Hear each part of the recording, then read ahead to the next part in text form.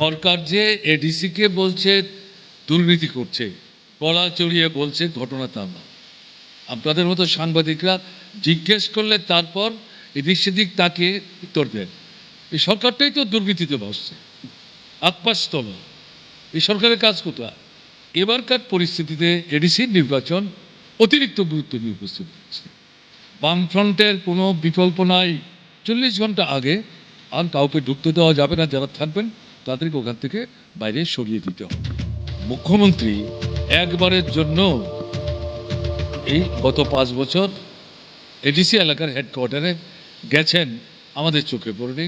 এই এডিসি ত্রিপুরাতে এটা উপজাতি অনুপজাতি উভয়াংশের যে গণতান্ত্রিক শক্তি, তাদের সুদীর্ঘ লড়াইয়ের ফসল। ত্রিপুরার অগ্রগতি এডিসিকে বাদ দিয়ে সরকার এককভাবে চেষ্টা করলে পারবে না, সরকারকে বাদ দিয়ে এডিসি চেষ্টা করলে পারবে না। রাস্তা ভেঙে চলছি, বিদ্যুতের লাইন ছিঁড়ে পড়ে আছে, পানীয় জলের কল চলে না, সেচের মেশিন চলে না। কেমন না?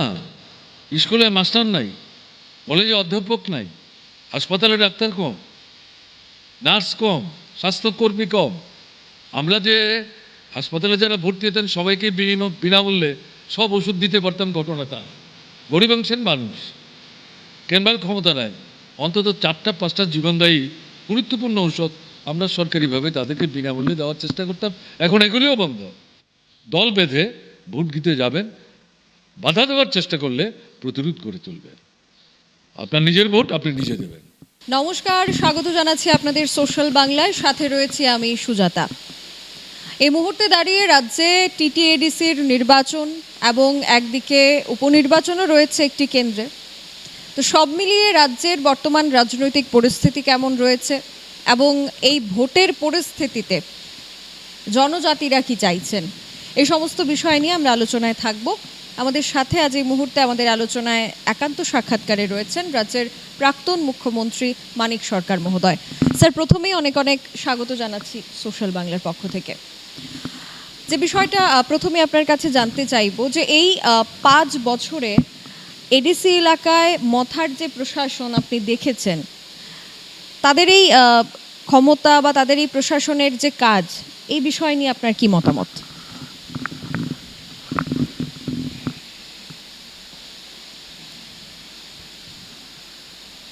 গত 5 বছর ত্রিপুরা মথার নিয়ন্ত্রণে যে এডিসি প্রশাসন ছিল, তার তো মেয়াদ শেষ হতে চলেছে। প্রকৃত অর্থে খুব সংক্ষেপে যদি বলতে হয়, প্রশাসন বলে কিছু ছিল না। আপাদমস্তক দুর্নীতিতে ভরে গিয়েছিল। জনগণের সমস্যা জানবার বুঝবার কোনো উদ্যোগী যারা কর্তৃপক্ষ জননির্বাচিত এবং তাদের হয়ে প্রশাসন চালাবার কাজে যারা কর্তৃপক্ষ অর্থাৎ কর্মচারী, আমি ঊর্ধ্বতন পর্যায়ের কথা বলছি, তারা যখন দেখছেন নির্বাচিত যারা কার্যকারক তাদেরই যেহেতু কোনো উদ্যোগ নেই, নির্দেশও নেই, আমরা এখানে খামাখা উদ্যোগ নিয়ে মানুষের রুদ্ররুষের সম্মুখীন কেনই বা হতে যাব। ফলে এটা ছিল না। এবং সেই দিক থেকে আমি যেটা বলবো যে প্রকৃত অর্থেই মানুষ কথা বলার কোনো জায়গা পাননি। ভীষণভাবে তারা সমস্যায় পীড়িত হয়েছেন। সংক্ষেপে আমি এটাই বলবো। এছাড়া রাজ্যের যে বিগত সরকার, বর্তমান যে সরকার রয়েছে, এই এডিসি প্রশাসন যখন চলছিল 5 বছর, বিজেপি সরকারের কি ভূমিকা রয়েছে বলে মনে করেন এডিসি এলাকার উন্নয়নের ক্ষেত্রে? কারণ কাজটা তো শুধু সেখানে মথা করছে না, বা এডিসি প্রশাসনের তো শুধু কাজ সেখানে নয়। রাজ্য সরকারের কি ভূমিকা ছিল এডিসির উন্নয়নের ক্ষেত্রে এই 5 বছর? রাজ্য সরকার আমরা যা দেখেছি, এডিসি প্রশাসনকে সাহায্য করা এবং এই প্রশাসনকে ভিত্তি করে এডিসি এলাকার সামগ্রিক উন্নয়ন, যার মাধ্যমে এডিসি এলাকায় যারা বসবাস করেন তাদের জীবন সমস্যার সমাধান সোরার প্রশ্নে যে ভূমিকা রাজ্য সরকারের নেওয়া দরকার ছিল, তারা এক্ষেত্রে পুরো মাত্রায় নেতিবাচক ভূমিকা নিয়েছে। কোনো কার্যকরী উদ্যোগ তারা নেওয়ার চেষ্টা করেননি এবং এই 5 বছরে বর্তমান সরকারের যিনি মুখ্যমন্ত্রী, তিনি যেই হন না কেন, এডিসি প্রশাসনের হেডকোয়ার্টারে গিয়ে সেখানকার জননির্বাচিত সদস্যদের মধ্যে যাদেরকে নিয়ে কার্যকরী কমিটি তৈরি হয়েছে, এক্সিকিউটিভ কাউন্সিল, তারা বিভিন্ন পদে আছেন, তাদের সাথে প্রশাসনে যারা কর্মচারী ঊর্ধ্বতন কর্তৃপক্ষ, তাদের সাথে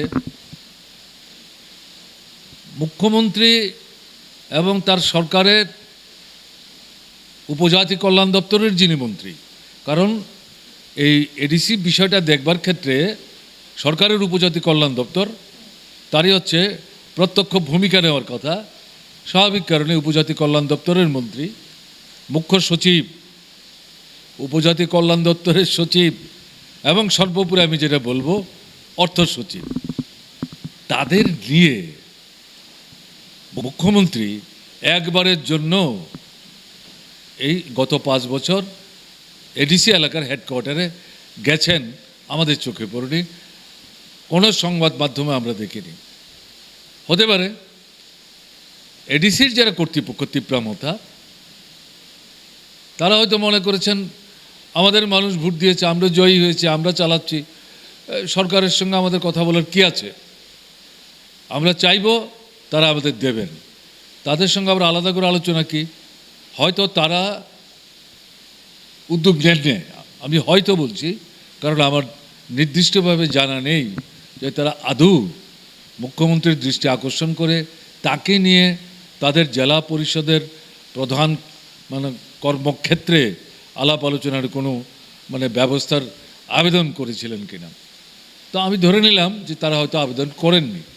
যদি নাও করেন, সরকার তো তার দায়িত্ব অস্বীকার করতে পারে না, কারণ এডিসি এবং এডিসি এলাকা, তাকে বাদ দিয়ে তো ত্রিপুরা চিন্তা করা যাবে না। এবং সেই দিক থেকে যতই স্বশাসনের সুযোগ অধিকার এডিসির আছে, কিন্তু অর্থনৈতিক দিক থেকে, প্রশাসনিক দিক থেকে তার সীমাবদ্ধতা আছে। এই সমস্ত সীমাবদ্ধতাগুলি থেকে তাদেরকে বের করে এনে সামগ্রিকভাবে রাজ্যের উন্নয়নের প্রশ্নে এডিসিকে কাজে লাগাতে গেলে পরে সরকারের মুখ্যমন্ত্রীকে খুব গুরুদায়িত্ব নিয়ে, উদ্যোগ নিয়ে, না ডাকলেও নিজের থেকে যেচে গিয়ে কথা বলা কিন্তু দরকার ছিল। কিন্তু এটা হয়নি, দুদিক থেকে, কারোর দিক থেকে এটা হয়নি, এটা কোনো মতেই কাম্য ছিল না। আর বর্তমান পরিস্থিতিতে দাঁড়িয়ে এডিসির কি অবস্থা আপনি দেখছেন? এডিসির যারা মানুষরা রয়েছে, জাতি জনজাতি উভয়, এদের বর্তমান সমস্যাগুলি কি কি বলে আপনি মনে করেন? কি কি দেখছেন চোখে?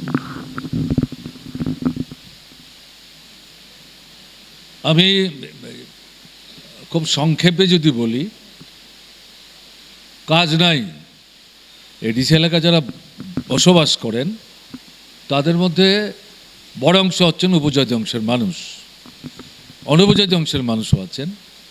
এডিসি এলাকার মধ্যে সরকারি কর্মচারীর সংখ্যা খুব বেশি না,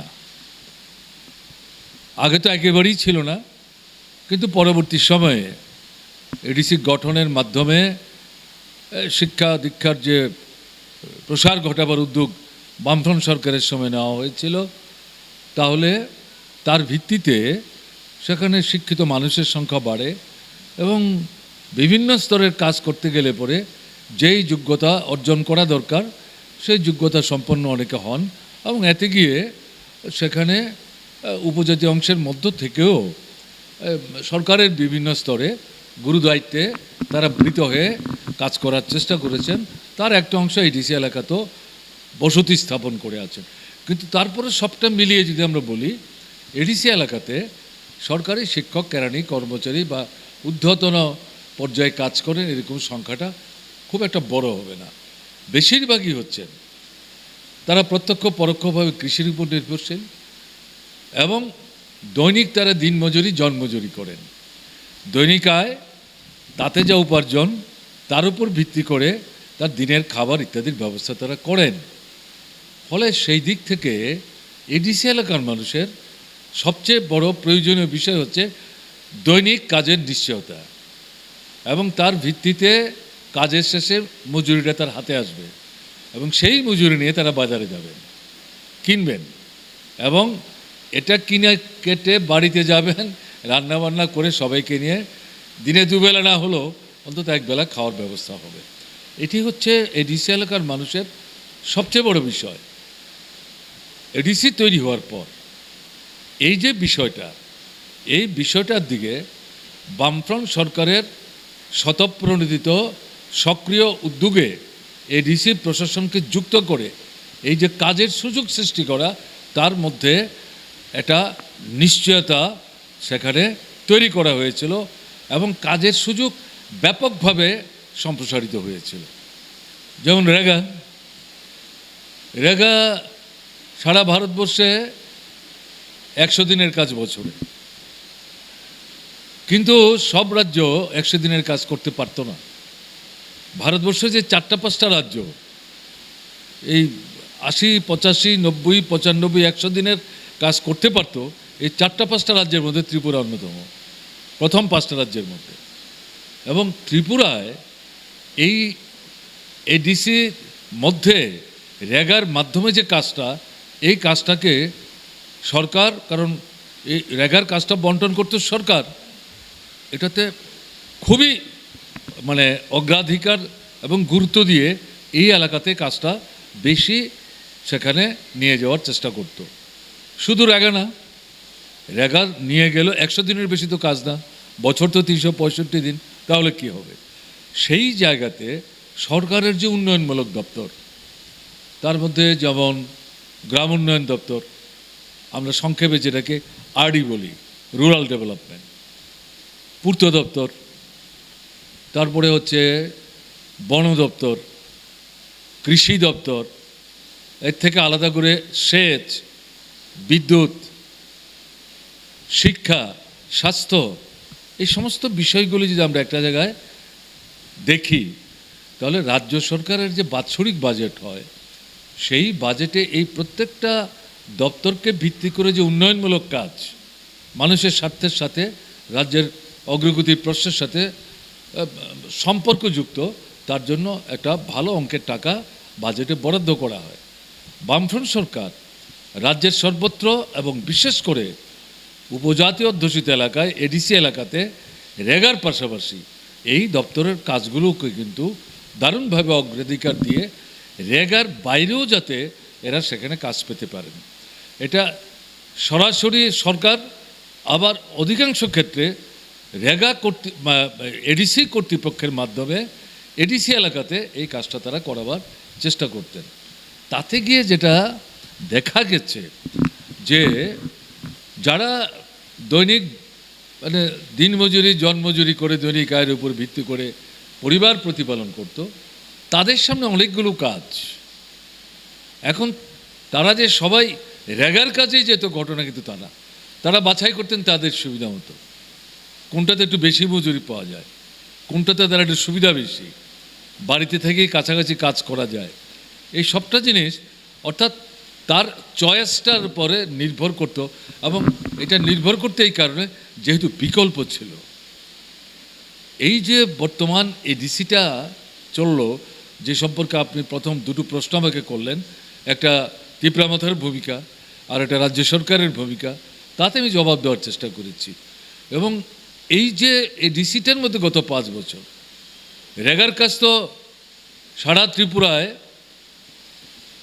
গড়ে 25 থেকে 35 দিন হতো এবং এডিসি এলাকায় আরও কম। আর কাজের পরে মজুরি পেতে 3 মাস 4 মাস 5 মাস লাগতো। তারপরে যখন ব্যাংক থেকে টাকা তুলতে যেত মণ্ডল মানে বিজেপির নেতৃত্ব, তারা তাদের মজুরির উপর তারা থাবা বিস্তার করার চেষ্টা করত। এমনিতেই কাজ নাই, তারপরে পরিমাণে মজুরি কম, তার উপর তারা থাবা বিস্তার করত। তারা যদি জিজ্ঞেস করতো এটা কী হচ্ছে, আপনাদের কেন টাকা দেব, বলে প্রশ্ন করার কোনো অধিকার নাই, আমরাই তো দিচ্ছি কাজ। যদি আমরা না পাই অংশ, তাহলে কিন্তু এটাই শেষ কাজ, আর কিন্তু কাজ পাবে না। এটা যারা রেগার কাজ করতেন তাদেরই মুখের কথা, উপজাতি অনুপজাতি উভয় অংশের। এডিসি এলাকা তো আছেই, এডিসির বাইরেও একই অভিজ্ঞতা। ফলে এই জায়গাটার মধ্যে কি দেখা যেত যে মজুরির পরিমাণ কম, অন্য যে দপ্তরগুলির কথা আমি বললাম এগুলির কোনো কাজ নাই। ফলে বাধ্য হয়ে তারা এডিসির মধ্যে এই রেগার কাজটাই করতো, কিন্তু সব মিলে কাজের সংখ্যা কম, দিন কম, সব মিলে মজুরি কম। এতে গিয়ে কি দাঁড়াতো, আয় কম, কেনবার ক্ষমতা কম, অর্ধাহার, অনাহার মৃত্যু, সন্তান বিক্রি। কাজের জন্য ত্রিপুরার অন্যান্য অঞ্চল, বিশেষ করে এডিসি এলাকার উপজাতি প্রথম দিকে যুবকরা, পরবর্তী সময়ে যুবতীরাও যেতে আরম্ভ করলেন ত্রিপুরার বাইরে, এবং বিশেষ করে মধ্য এবং দক্ষিণ ভারতের বিভিন্ন রাজ্যগুলিতে তারা কাজ করতে যেতে বাধ্য হয়েছেন। এখনও খুঁজলে পাওয়া যাবে। সেখানে গিয়ে 10-12 হাজার টাকার বেশি তো তারা মজুরি পেতেন না।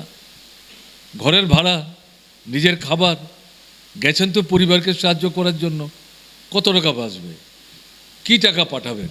এর মধ্যে কেউ কেউ বেঘরে মারা গেছেন, সে মৃতদেহ বাড়িতে ফিরিয়ে আনতে তারা পারতেন না, ওখানেই সৎকার ইত্যাদি তাদের করতে হয়েছে।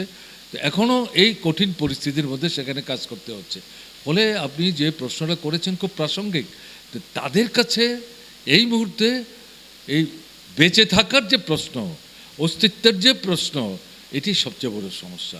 এবং তার সাথে যুক্ত হয়েছে বড় সমস্যা হিসাবে, এটা তো জনমুখী প্রশাসন না, জনবিরোধী প্রশাসন, এবং পলে পলে দুর্নীতি ছেয়ে গেছে। ফলে তাদের কাছে জনবিমুখ প্রশাসন এবং দুর্নীতিপরায়ণ প্রশাসন, এই সবগুলো মিলিয়ে সবটা তাদের সামনে একটা বড় প্রশ্ন হিসাবে উপস্থিত হয়েছে, সমস্যা হিসেবে উপস্থিত হচ্ছে। এগুলোর সমাধান তারা চায়। আপনি যেহেতু দুর্নীতির কথা বললেন, বিজেপিও তো অভিযোগ করছে যে মথা দুর্নীতি করেছে এডিসিতে। তো সরকার চাইলে, রাজ্য সরকার চাইলে কি অডিট করাতে পারে এডিসি প্রশাসন? সরকার যে এডিসিকে বলছে দুর্নীতি করছে, এটা গলা চড়িয়ে বলছে, ঘটনা তা না। আপনাদের মতো সাংবাদিকরা জিজ্ঞেস করলে তারপর এদিক সেদিক তাকিয়ে উত্তর দেন। এই সরকারটাই তো দুর্নীতিতে ভাসছে, আকপাশ তোলা। এই সরকারের কাজ কোথায়? এখানে কোথায় কাজ হচ্ছে? একই তো ঘটনা। রেগা তো এডিসির বাইরেও আমরা যুক্ত করেছিলাম 12, তাতেও প্রায় 75 থেকে 80 দিনের কাজ দিয়েছিলাম। এখন 15 থেকে 18 দিনের বেশি হয় না, তারপরে সে মজুরি সাথে সাথে পায় না। ওই রেগার টাকা আর 12-এর টাকা তুলতে গেলে এখানে মণ্ডলের থাবা বিস্তার হয়। অন্য দপ্তরগুলির কাজ কোথায়? রাস্তা ভেঙে চৌচি, বিদ্যুতের লাইন ছিঁড়ে পড়ে আছে, পানীয় জলের কল চলে না, সেচের মেশিন চলে না। কেমন না? স্কুলে মাস্টার নাই, কলেজে অধ্যাপক নাই, হাসপাতালে ডাক্তার কম, নার্স কম, স্বাস্থ্যকর্মী কম। আমরা যে হাসপাতালে যারা ভর্তি হতেন সবাইকে বিনামূল্যে সব ওষুধ দিতে পারতাম, ঘটনা তা না। গরিব অংশের মানুষ, কেনবার ক্ষমতা নাই, অন্তত 4-5টা জীবনদায়ী গুরুত্বপূর্ণ ঔষধ আমরা সরকারিভাবে তাদেরকে বিনামূল্যে দেওয়ার চেষ্টা করতাম। এখন এগুলিও বন্ধ। এই যে পরিস্থিতি গেল, এখানে প্রতিযোগিতা চলছে কে কাকে ঠকিয়ে কত বেশি রোজগার করতে পারে। দুর্নীতি, অফিসে পয়সা ছাড়া এমনকি একটা রেশন কার্ডের বিকল্প কার্ড বের করা কঠিন হচ্ছে, একটা permanent resident certificate SDM office থেকে বের করা কঠিন হচ্ছে। এগুলি তো আমাদের তৈরি করা কথা না। আমি তো অফিসে যাই না, সাধারণ মানুষের সঙ্গে যখন কথা হয়, তারা যখন নিজেদের সমস্যার বিষয় নিয়ে আমাদের সঙ্গে কথা বলতে আসেন, সাহায্যের প্রশ্নে পরামর্শ করতে আসেন, তাদের মুখ থেকে এগুলি শোনা। চাকরি পাওয়ার ক্ষেত্রে যেমন টাকা, বদলির ক্ষেত্রে, প্রমোশনের ক্ষেত্রে টাকা, পছন্দের জায়গায় বদলি এটা পাওয়ার জন্য টাকা, এগুলো তারা বলছেন। কাজে এই জায়গায় দাঁড়িয়ে এই সরকারের পক্ষে তীব্রামথার যে দুর্নীতি, এই নিয়ে খুব গলা ফাটিয়ে কিছু বলার সুযোগ নাই। তবে হ্যাঁ, উভয় সম্পর্কে জানেন, তীব্রামথা জানেন এই সরকার কি করছে, এই সরকার জানে তীব্রামথা কি করছে। এখন আপনি যে প্রশ্নটা করলেন যে তারা যে দুর্নীতি করছে এটাকে অডিট করা, তদন্ত করার সুযোগ সরকারের আছে কিনা, এটা কেন থাকবে না? সরকার তো টাকা দিচ্ছে, তাদের বাজেট থেকে এডিসির জন্য তো একটা অঙ্কের টাকা তাদের দিতে হয়, এডিসি তাদের কাছে টাকা চায়।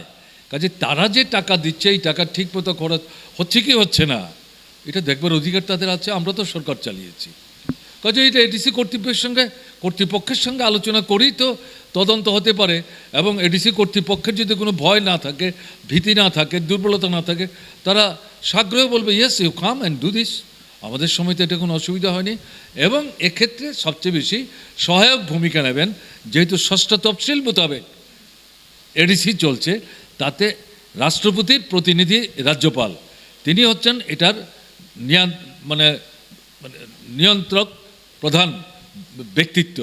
ফলে এই জায়গায় যদি এডিসি কর্তৃপক্ষ আপত্তি করে, আপনার প্রশ্নটা আমার যা মনে হয়েছে এটা আপনি সেভাবে না বলেও হয়তো এটাকে অনুল্লেখ না করে বলবার চেষ্টা করেছেন, তাহলে তারা রাজ্যপালের দৃষ্টি আকর্ষণ করবে।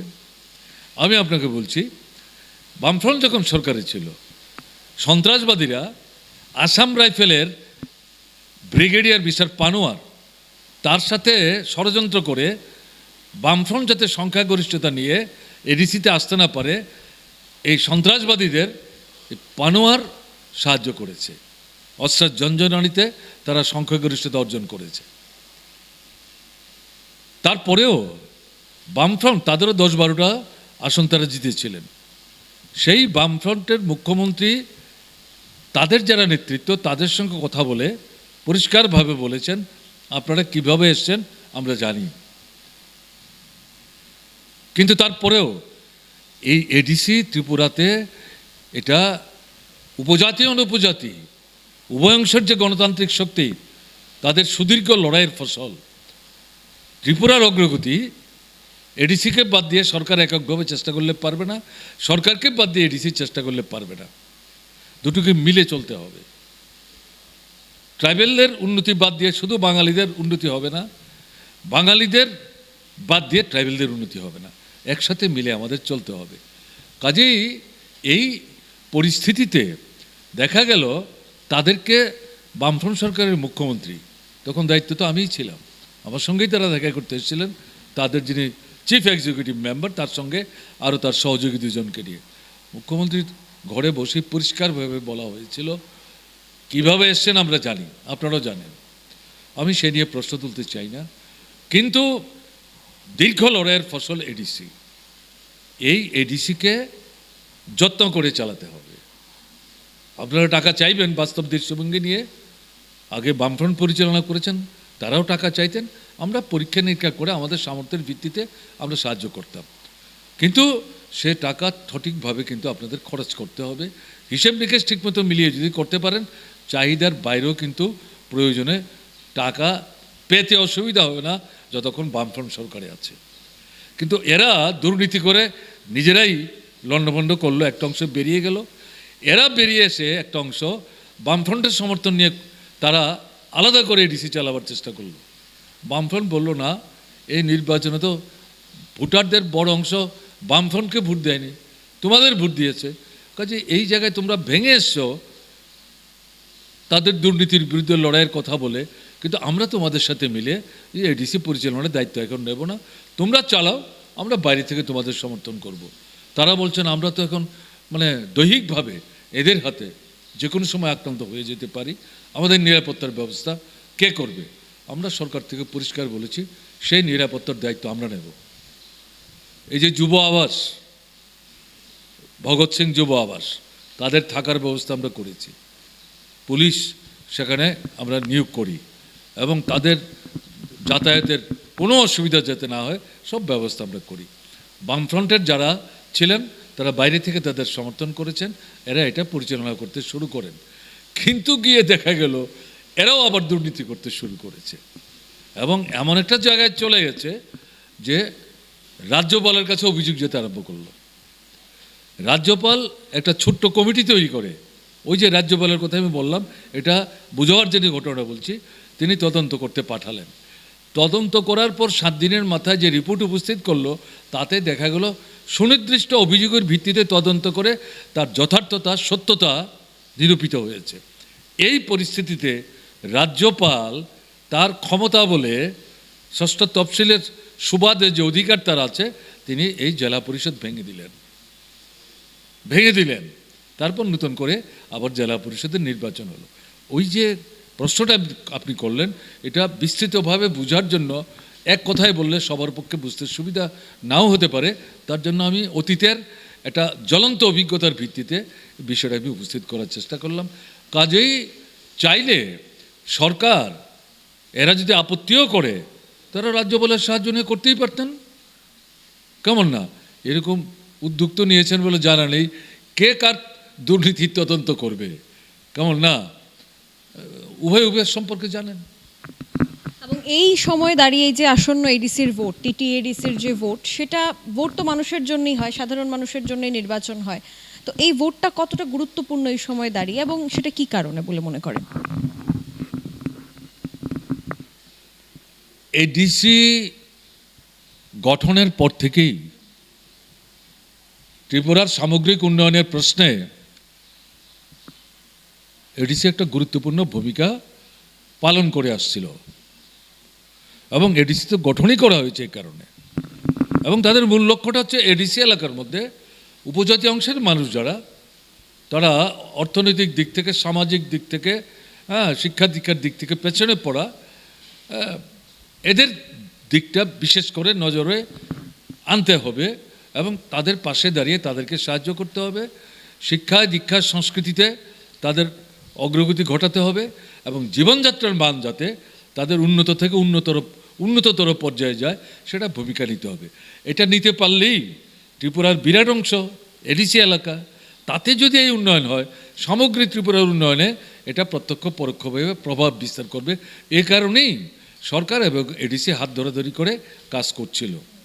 তো এই জায়গাটাতে সেখানে যে প্রসঙ্গটা আপনি তুলবার চেষ্টা করেছেন, বরাবরই এই যে দৃষ্টিভঙ্গি, এই দৃষ্টিভঙ্গির ভিত্তিতে এডিসির একটা গুরুত্ব জন্মলগ্ন থেকে আছে। এবং এখন যেটা দেখা যাচ্ছে, প্রতি 5 বছর পর পর এডিসিতে ভোট হতো। ভোটের পরে স্বাভাবিক কারণেই জননির্বাচিত প্রতিনিধি যারা, তারা এডিসি পরিচালনার দায়িত্বে তারা বৃত হতেন। তা এখন এই জায়গাটাতে যেটা দেখা গেল, এই যে এডিসিটা গত 5 বছর তার যে কার্যক্রম, কিছুই তো কাজ নেই।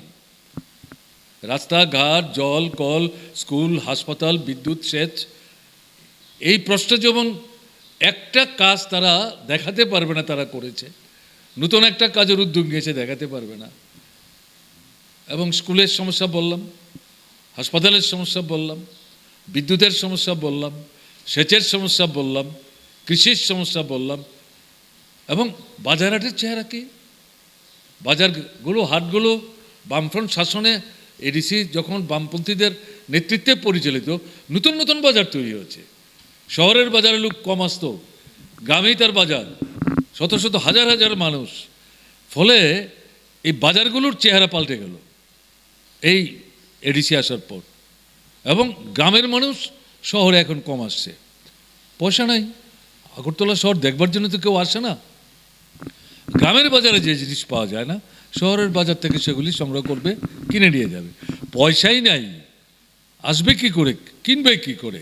ফলে এই জায়গাটার মধ্যে দাঁড়িয়ে আপনার দুর্নীতিতে মানে আকপাশতলা নিমজ্জিত। এই পরিস্থিতিতে কিন্তু সাধারণ মানুষের কাছে একটা পরিষ্কার স্বচ্ছ চেহারা ফুটে উঠেছে। একদিকে সরকার দুর্নীতিতে আকণ্ঠ নিমজ্জিত, আরেকদিকে এডিসি। শুধু বক্তৃতা হচ্ছে, কথায় কথায় দিল্লি যাচ্ছেন নেতা, গুয়াহাটি যাচ্ছেন, শাসক দলের বিজেপি দলের মন্ত্রীদের সঙ্গে কথা বলছেন, একটা করে বিবৃতি দিচ্ছেন, ছবি ছাপাচ্ছেন, চুক্তি হয়েছে, কিন্তু কাদের কাছে কিছু হচ্ছে না। অর্থনৈতিক যে সমস্যা, জীবনধারার মান উন্নয়নের যে প্রশ্ন, এর সঙ্গে এগুলি কোনোটারই সম্পর্ক নাই। তো এই পরিস্থিতিতে দাঁড়িয়ে ত্রিপুরার মানুষ, বিশেষ করে এডিসি এলাকায় এখন যারা আছেন, তারা উপলব্ধি করতে পারছেন আমাদের যদি অস্তিত্ব রক্ষা করতে হয় এই দুঃশাসনের হাত থেকে, এডিসিটাকে তো প্রায় ধ্বংসের কিনারায় নিয়ে গেছে, তাকে যদি আমরা রক্ষা করতে না পারি, প্রকৃত অর্থেই যারা মানবিক দৃষ্টিভঙ্গি নিয়ে এডিসি এলাকা আমরা যারা বসতি স্থাপন করে আছি, আমাদের বাঁচাবার জন্যে আমাদের পাশে দাঁড়িয়ে সাহায্য করতে পারেন, এরকম শক্তিকে যদি আমরা এডিসিতে আনতে না পারি, তাহলে আমরা ধ্বংস হয়ে যাব।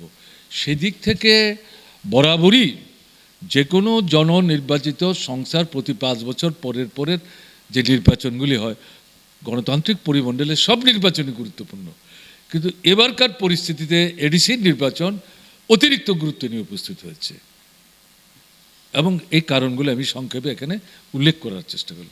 খুবই গুরুত্ব নিয়ে উপস্থিত হয়েছে। এবং ভোটারদের প্রধান ইস্যু কি? এটা তো আমি উল্লেখ করলাম, আগে আমি বলে গেছি, এটা একই কথা বলার তো কোনো অর্থ নাই। মূল ইস্যু হচ্ছে কাজ, মজুরি, সময় মতো মজুরি, কেমন না?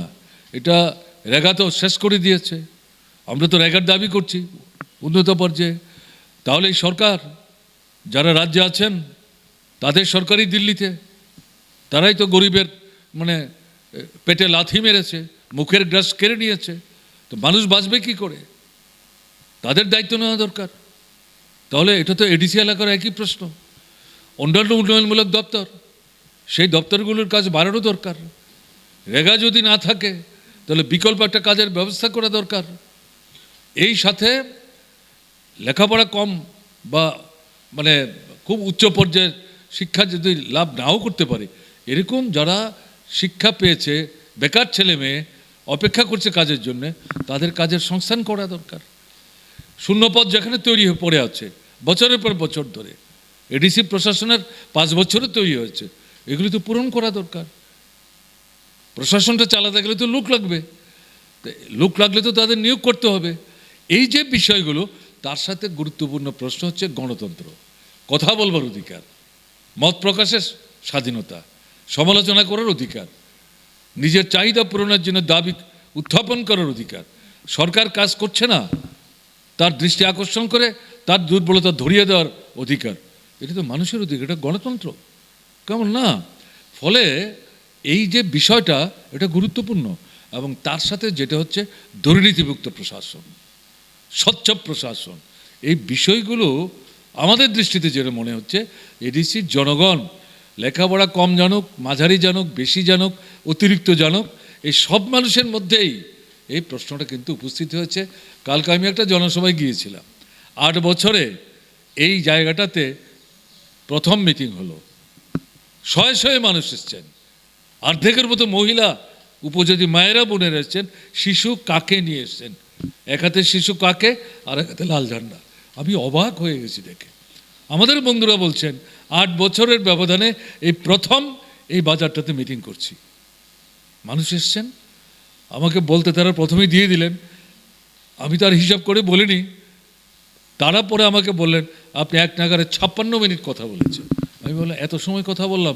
বলে একটা মানুষ চেয়ার ছেড়ে উঠেননি, আমরা সবার চেয়ার দিতে পারিনি, যে যেখানে দাঁড়িয়েছেন সেখানে দাঁড়িয়ে তারা কথা শুনেছেন, এবং এটা বলেছেন বিজেপি করেন, যারা বারবার আমাদের এই এলাকায় কোনো কার্যসূচি নিলে পরে বাধা দিয়ে আমাদেরকে অসুবিধা ফেলতেন, এরকম যারা যুবক, 12 থেকে 14 জন যুবক একসাথে চায়ের দোকানে বসে কোনো কথা না বলে গোটা মিটিং পুরো বক্তৃতা তারা শুনেছেন। তার মানে তারা জানতে চাইছেন, বুঝতে চাইছেন সমস্যা পীড়িত মানুষ, যারা একসময় প্রভাবিত হয়ে প্রলোভনের ফাঁদে পা দিয়ে ভোট দিয়েছিলেন সরকারের বিজেপি, তীব্রামথাকে এডিসিতে দিয়েছেন, এখন বুঝতে পারছেন সর্বনাশ হয়েছে, নিজেদের পায়ে নিজেরা কুড়াল মেরেছি, এর থেকে পরিত্রাণের রাস্তা কি, কোন পথে আমরা যাব। ফলে এই কারণে এই যে বিষয়গুলো আমি বললাম, এই বিষয়গুলো এই মুহূর্তে প্রধান বিষয় হিসাবে এডিসি এলাকার নির্বাচক মণ্ডলীর সামনে উপস্থিত হয়েছে। একেবারে, এবং এই নির্বাচনে বামফ্রন্টের পক্ষ থেকে প্রত্যেকটি আসনেই প্রার্থী দেওয়া হয়েছে এবং বিশেষ করে নতুন চেহারা আমরা দেখতে পেয়েছি এই নির্বাচনের ক্ষেত্রে। তো আপনাদের পক্ষ থেকে কি প্রতিশ্রুতি দেওয়া হচ্ছে মানুষকে? জনগণের যে চাহিদা, তাদের যে বক্তব্য, জ্বলন্ত যে সমস্যা, এগুলি আমাদের বক্তব্য। আমাদের বক্তব্যটা কি? এডিসি গঠনের পর থেকে অভিজ্ঞতা কি? বামফ্রন্ট এডিসিতে মানুষের ভোটে নির্বাচিত এডিসি পরিচালনার দায়িত্বে এসছে। তারপর সন্ত্রাসবাদীদের কাঁধে চেপে কংগ্রেস উপজাতি যুব সমিতি বামফ্রন্ট সরকারকে উচ্ছেদ করে এডিসিটাও তারা বেদখল করলেন। তারাও 5 বছর কাটালেন, মানুষ দেখেছেন। তারপর আবার বামফ্রন্ট সরকারে ফিরে এসে মানুষের ভোটে এডিসিতে গেলেন। আবার সন্ত্রাসবাদীরা, আমি যেটা উল্লেখ করলাম, আসাম রাইফেলের কোন একটা ব্যাটালিয়নের ব্রিগেডিয়ার মিস্টার পানোয়ার, তার নামটা এখনো আমার মনে আছে, ষড়যন্ত্র করে এডিসিতে যাতে বামফ্রন্ট সংখ্যাগরিষ্ঠতা নিয়ে পুনরায় ফিরে আসতে না পারে তাদের সাহায্য করলেন। এদেরকে মানুষ দেখলেন, এরা পুরো 5 বছর কাজ করতে পারলো না, নিজেরা ভেতর থেকে ভাঙলো এবং এক অংশ বেরিয়ে আসতো, তারাও আবার গিয়ে দুর্নীতি করলো, রাজ্য বলে এটা ভেঙে দিল। এবং এখন এই 5 বছর এডিসি এলাকার মানুষ তীব্রমথার নেতৃত্বে এই এডিসির প্রশাসনকে নিয়ন্ত্রণ করছেন, এটা তারা দেখছেন। সবগুলো মিলিয়ে মানুষের সামনে পরিষ্কার কি হয়ে গেছে, বামফ্রন্টের কোনো বিকল্প নাই।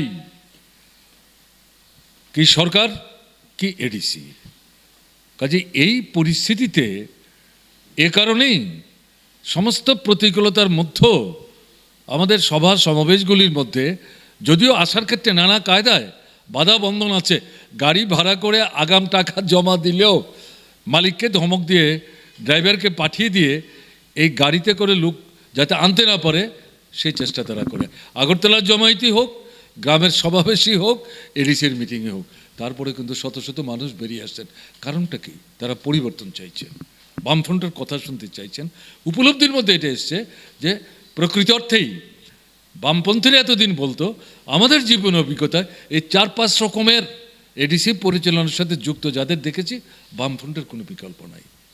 সেই জায়গায় দাঁড়িয়ে তারা এটা মনে করছেন এই কারণে তাদের এই জ্বলন্ত সমস্যাগুলি নিয়ে এডিসি পরিচালনায় বামফ্রন্ট যখন ছিল এগুলি সমস্যা ছিল না, এগুলি সরার জন্য, সমাধানের জন্য সরকারের সাথে হাত মিলিয়ে এডিসি বামপন্থী কর্তৃপক্ষ এই কাজটাই তারা করত।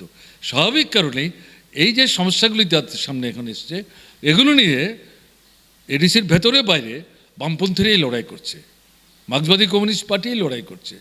এই জায়গায় তাদের মধ্যে একটা বিশ্বাস এসছে যে না, এরাই প্রকৃত বিকল্প বলে আমরাও একসাথে হয়তো অনেকগুলি কথা না বলে, যেটা আমরা বলার চেষ্টা করছি, জনমুখী প্রশাসন, দুর্নীতিমুক্ত প্রশাসন এবং মানুষের কথা শুনবার প্রশাসন, মানুষের সমস্যা বুঝবার প্রশাসন, সমস্যার সমাধানের জন্য কার্যকরী উদ্যোগ গ্রহণ করার প্রশাসন, কাজের নিশ্চয়তা, বর্ধিত মজুরি, সময়ে দেওয়া, এই যে কাজটা, অনাহার মৃত্যুর হাত থেকে রক্ষা করা, সন্তান বিক্রি বন্ধ করা, কাজের সন্ধানে ত্রিপুরার বাইরে যাওয়া, এটা বন্ধ করা, এর মধ্যে যারা লেখাপড়া শিখতে পেরেছে তাদেরকে তাদের যোগ্যতা নিরিখে একসাথে সবাইকে চাকরি দিতে না পারলেও দৈনিক রোজগারের বাইরে যারা, তাদেরকে কাজ দেওয়ার ব্যবস্থা করা, শূন্য পদ পূরণ করা, এটাই আমাদের বক্তব্য।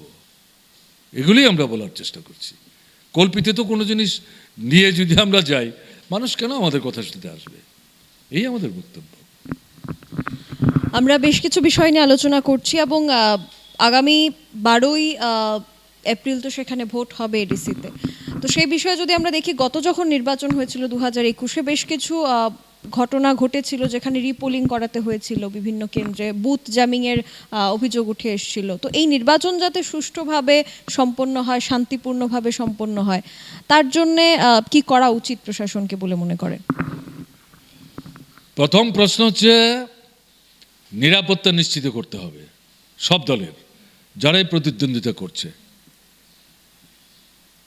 নির্বিঘ্নে তাদের নেতারা, কর্মীরা, প্রতিদ্বন্দ্বী প্রার্থীরা তারা যাতে ঘুরে নির্বাচক মণ্ডলীর সাথে কথা বলতে পারেন অকুতভয়ে, এটা নিশ্চিত করতে হবে দায়িত্বকার প্রশাসনের।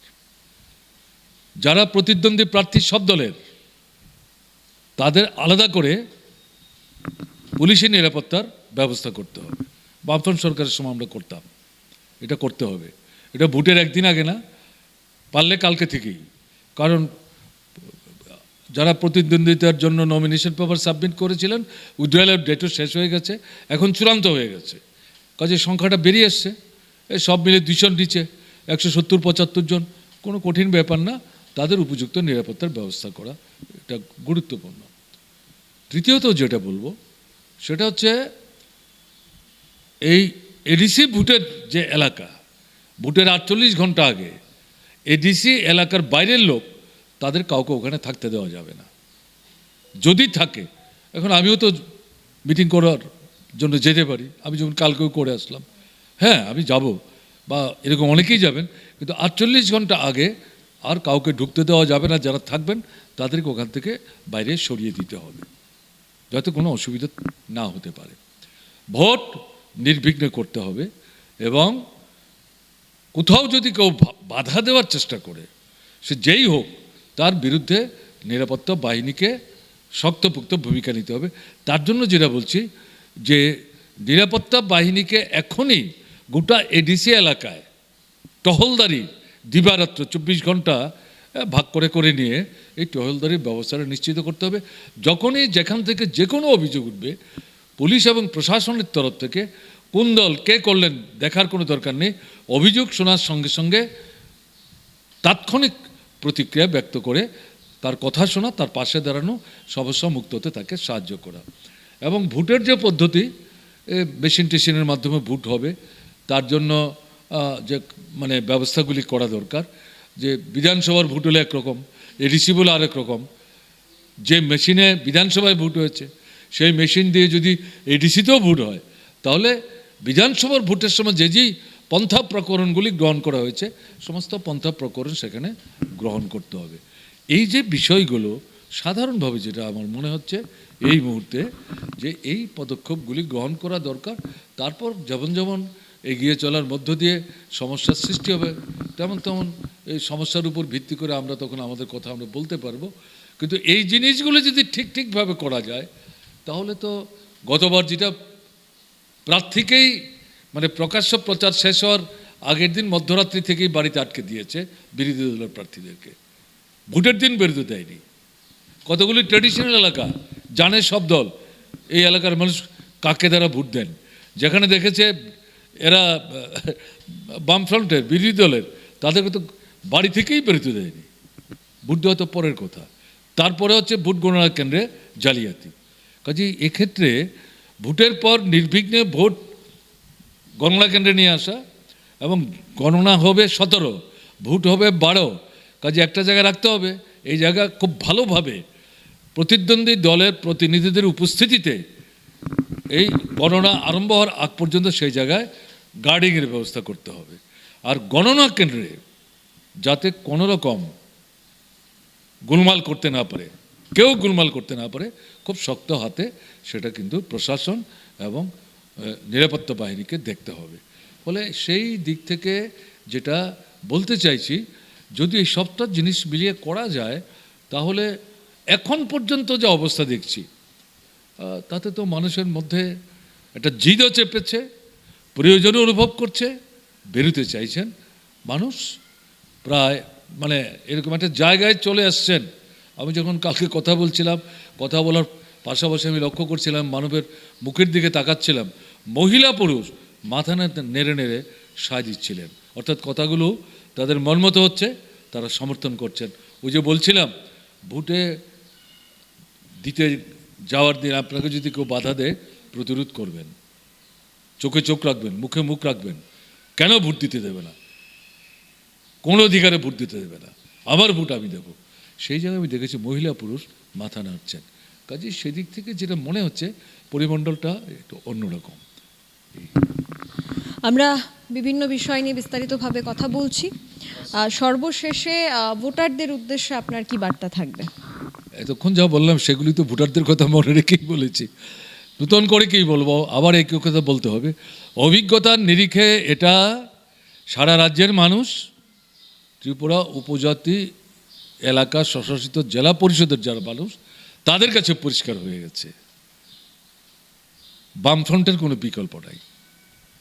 তারা কংগ্রেস দেখেছেন, বামফ্রন্ট দেখেছেন, কংগ্রেস যুব সমিতি সরকার দেখেছেন, এখন বিজেপি সরকার দেখছেন, এডিসিতে বামফ্রন্ট দেখেছেন, কংগ্রেস যুব সমিতির নেতৃত্বে পরিচালনা দেখেছেন, সন্ত্রাসবাদীদের আপনার আসাম রাইফেলের সঙ্গে ষড়যন্ত্র করে দখল করে কাজ করতে দেখেছেন, এখন তিপ্রামতা দেখছেন। এই সব মিলিয়ে বামফ্রন্টের কোনো বিকল্প নেই, এটা আমাদের কথা না। আমি তো আমার নিজের রাজনৈতিক জীবনের দীর্ঘ অভিজ্ঞতার যে নির্যাস, হ্যাঁ, প্রতিদিনই আমি নতুন করে শিখছি, জানছি, বুঝবার চেষ্টা করছি। এটা একটা ভিত্তি। সাধারণ মানুষের যে অভিজ্ঞতা তারা উপলব্ধি করছেন। কাজে সেদিক থেকে আমাদের প্রার্থীরা যখন বাড়িতে বাড়িতে যাচ্ছে, তাদের সঙ্গে যখন জিজ্ঞেস করছি, তারা বলছেন হাত জোর করে ডেকে ঘরে নিয়ে যাচ্ছেন, চা বিস্কিট খাওয়াচ্ছেন এবং বলছেন কেন এসছেন, আমরা জানি কাকে ভোট দিতে হবে, শুধু আপনারা নিশ্চিত করেন আমরা ভোটটা দিতে পারি কিনা, গতবারের মতো যাতে কাণ্ড না হয়, এরকম কথা বলবার চেষ্টা করছেন। কাজে সেদিক থেকে বিষয়টা উপলব্ধি করা যাচ্ছে। কাজে এই জায়গায় দাঁড়িয়ে নির্বাচক মণ্ডলীর উদ্দেশ্যে যেটা আবেদন করব, সাহস করে ঐক্যবদ্ধভাবে আপনারা দল বেঁধে ভোট দিতে যাবেন। বাধা দেওয়ার চেষ্টা করলে প্রতিরোধ গড়ে তুলবেন। আপনার নিজের ভোট আপনি নিজে দেবেন। এই স্বাধীনতা আপনার। লড়াই করে ব্রিটিশ দাঁড়িয়ে স্বাধীন ভারতবর্ষ হয়েছে। 50 সালে আমাদের সংবিধান চালু হয়েছে। সংবিধানেই এই অধিকার আমাদের দিয়েছে ষষ্ঠ তফসিল মোতাবেক জেলা পরিষদ পরিচালনার, এবং সেক্ষেত্রে আপনার ভোট দেওয়ার অধিকার আছে। 5 বছর পর পর আপনি ভোট দিচ্ছেন। এই অধিকার হরণ করার সাহস, দুঃসাহস কোত্থেকে আসে? আপনি রুখে দাঁড়াবেন, ভোট দেবেন। শেষ লোকটা আপনার গ্রামে থেকে গেছে আপনার সঙ্গে, তার ভোট দেওয়া শেষ না হওয়া পর্যন্ত বুথ ছেড়ে আসবেন না। এবং বামফ্রন্টের বিকল্প নিয়ে আপনি যে উপলব্ধি করছেন, তারপরেও আবার আবেদন করব, এটা মাথায় রেখে এডিসি এলাকাতে বামফ্রন্টের শক্তি বৃদ্ধি করার চেষ্টা করবেন। তাদের প্রার্থীদের জয় নিশ্চিত করার জন্য কেন্দ্রে কেন্দ্রে বামপন্থের প্রার্থীদের ভোট দেবেন, এটি আবেদন।